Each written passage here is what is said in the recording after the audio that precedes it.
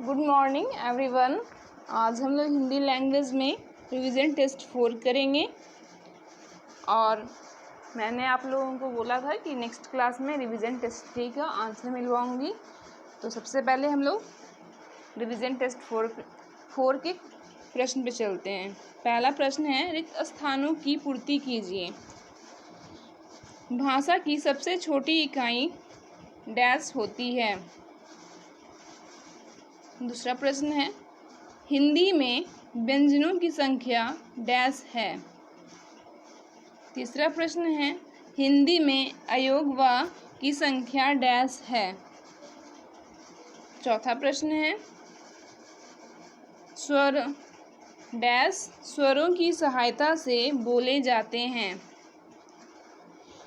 पांचवा प्रश्न है, अस्वर की कोई डैश नहीं होती है। दूसरा प्रश्न है, दिए गए शब्दों की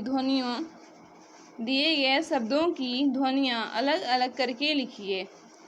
तो पहले मैंने एक एग्जाम्पल दे दिया है, उदाहरण, कमल क हलंत अ, म हलंत अ, ल हलंत अ, कमल। ऐसे ही आप लोगों को लिखना है। और अब हम लोग चलते हैं रिवीजन टेस्ट 3 पे। इसका आंसर मैं मिलवा देती हूँ। निम्नलिखित वाक्यों में सही वाक्य पर सही और गलत वाक्य पर गलत का चिन्ह लगाइए। पहला प्रश्न है, वर्ण 3 प्रकार के होते हैं। तो नहीं, यहाँ पे हमारा उत्तर होगा गलत। वर्ण 2 प्रकार के होते हैं, स्वर और व्यंजन। दूसरा प्रश्न है, हिंदी में 11 स्वर माने जाते हैं। तो सही है। तीसरा प्रश्न है, वर्णों के योग से वर्णमाला बनती है। तो ये भी हमारा उत्तर सही है। चौथा प्रश्न है, स्वर और व्यंजन को मिलाकर 50 वर्ण होते हैं। तो ये गलत है। पांचवा प्रश्न है, वर्ण भाषा की सबसे छोटी ध्वनि होती है। तो हाँ, सही है। दूसरा प्रश्न है, नीचे दिए गए स्वर और व्यंजन छांटकर अलग अलग लिखिए। तो यहाँ पर आप लोगों को दिया गया था मिलाकर स्वर और व्यंजन, और उसके बाद स्वर में हमारा है अ, आ, ई, उ, री, उ।